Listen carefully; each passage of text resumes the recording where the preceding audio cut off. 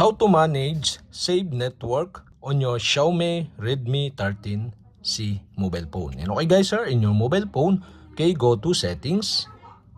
In Settings, go to Wi-Fi. In Wi-Fi, to manage the Save Network, you'll have to do is go to More Settings below and tap the Additional Settings. In Additional Settings, now you can see the Manage Save Network. So you can tap this, and now we have successfully show the Save Network on your Xiaomi Redmi 13C. So this is the list of network you connected.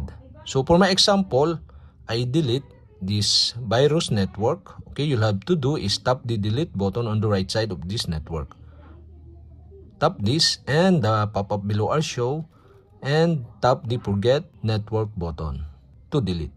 And that's it. Okay, we have successfully managed Save Network on Xiaomi Redmi 13C mobile phone.